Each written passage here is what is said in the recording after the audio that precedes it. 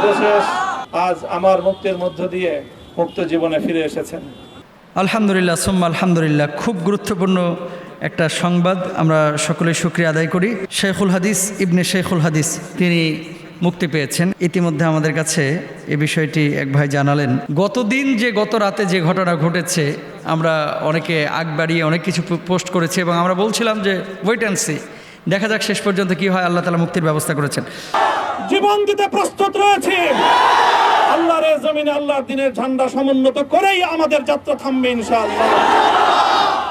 অন্যান্য কারাবন্দী যে সমস্ত আলেম ওলামা আছেন তাদেরও যেন মুক্তির ব্যবস্থা অতি দ্রুত হয়ে যায়। আলেমদের মুক্তিতে জনপ্রিয়তা কমে না, যারা প্রশাসনের মহলে আছেন, যারা দায়িত্বশীল আছেন, জনপ্রিয়তা বাড়ে। এবং প্রত্যেকটা আলেম তো আসলে মুক্ত পাখির মতো সে ঘুরে বেড়াবে আকাশে বাতাসে, সব জায়গায় ইসলামকে ছড়াবে। সুতরাং আল্লামা মামুনুল হক সাহেব তিনি মুক্তি পেয়েছেন। আমরা দোয়া করি আল্লাহ সুবহানাহু ওয়া তাআলা তার কণ্ঠটাকে বুলন্দ করুন। এবং আরেকটি বিষয় হুজুরের কাছে আমাদের প্রত্যাশা আছে, সেই প্রত্যাশাটা হচ্ছে উনি যেভাবে আগে দাওয়াতি কাজ করেছেন সেভাবে অবশ্যই দাওয়াতি কাজ তো তিনি করবেন ইনশাআল্লাহ তাআলা। তাকে নিয়ে সোশ্যাল মাধ্যমে অনেকে বাড়াবাড়ি অনেকে ছাড়াছাড়ি আমরা যারা করে থাকি, এই জায়গাটা আমরা প্রত্যেকেই খেয়াল রাখবো যাতে করে আমাদের কোনো কথার কারণে, আমাদের কোনো আচরণের কারণে আবার বিপদের সম্মুখীন না হয়। ইসলামিক স্কলার বা এই যে বক্তা যারা আমাদের মতো ময়দানে কথা বলি, অনেক সময় ফেসবুক ইউটিউবে যারা আছেন, আপনারা কাজ করেন, সোশ্যাল মাধ্যমে যারা আছেন, আপনাদের কারণে কিন্তু অনেক বক্তারা বিপদে পড়ে। কেমন? অনেক বক্তারা কি করে, কিছু কিছু জায়গায় দেখা যাচ্ছে একটা হুঙ্কার দিয়েছে, পুরো আলোচনাটা আগ পিছ না করে শুধু হুঙ্কারের জায়গাগুলো ফ্ল্যাশব্যাকে ইউজ করে। তো এগুলো প্রশাসনের নজরে আসলে অনেক সময় কিন্তু এটা ব্যাড ইফেক্ট পড়ে। তো এই ক্ষেত্রে খেয়াল করতে হবে যে আমাদের আগে এবং পরে হুজুর কি বলতেছেন সেই জায়গাগুলো আমরা খেয়াল করব ইনশাআল্লাহ তাআলা। সোশ্যাল মাধ্যমে যারা আপনারা আছেন, যারা সোশ্যাল মাধ্যমে অ্যাক্টিভ আছেন, তারা আপনারা বিষয়টা খেয়াল করবেন।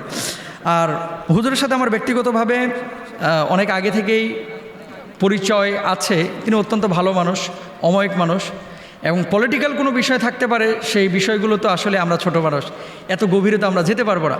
ব্যক্তি জগৎ সবার আলাদা আলাদা থাকতে পারে, কিন্তু সেই জায়গাগুলো থেকে ওনাদেরকে সমর্থন করা উচিত। আল উলামা ওয়ারাসাতুল আম্বিয়া, তারা হচ্ছে নবীদের ওয়ারিস।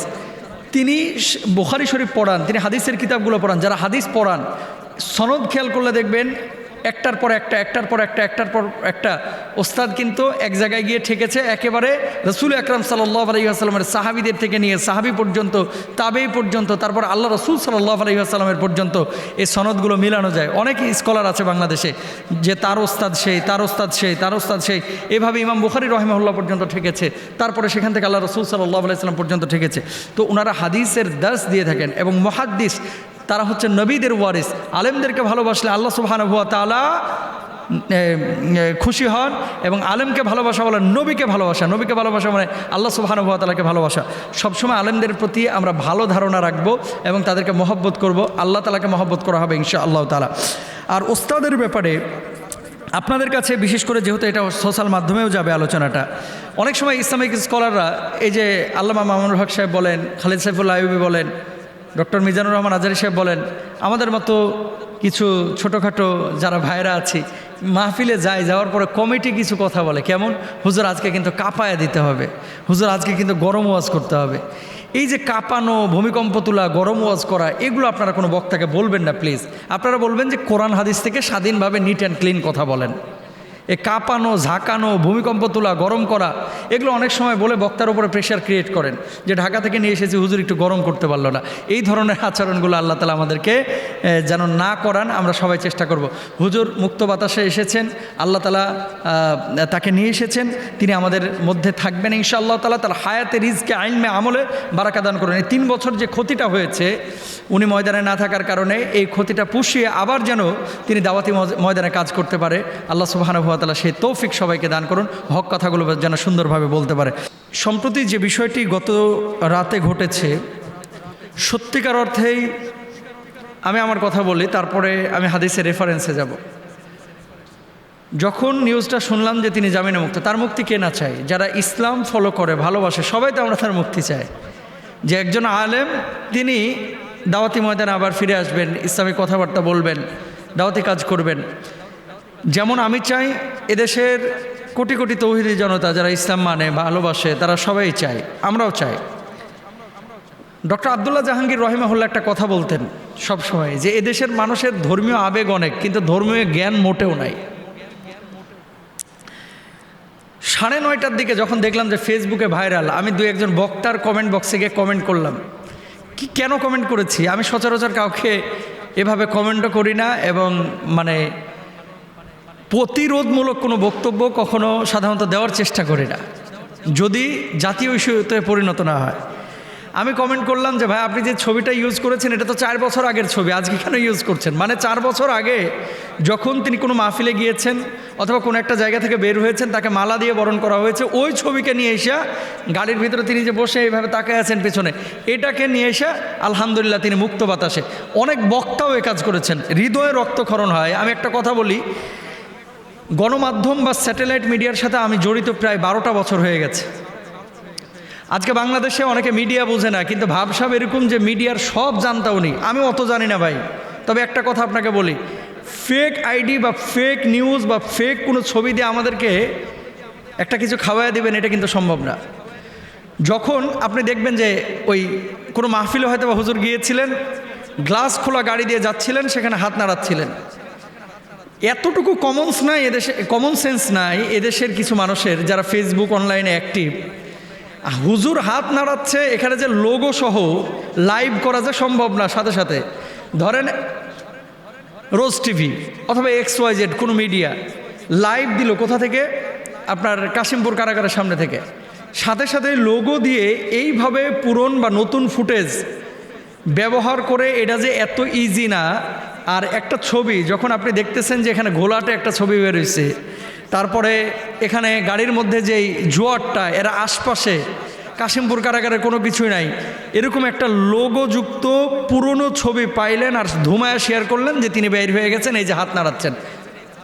রাসূল সাল্লাল্লাহু আলাইহি ওয়াসাল্লাম কি বলেছেন? কাফা বিল মারই কাযিবান আইয়ু হাদ্দিসা বিকুল্লি মা সামিয়া।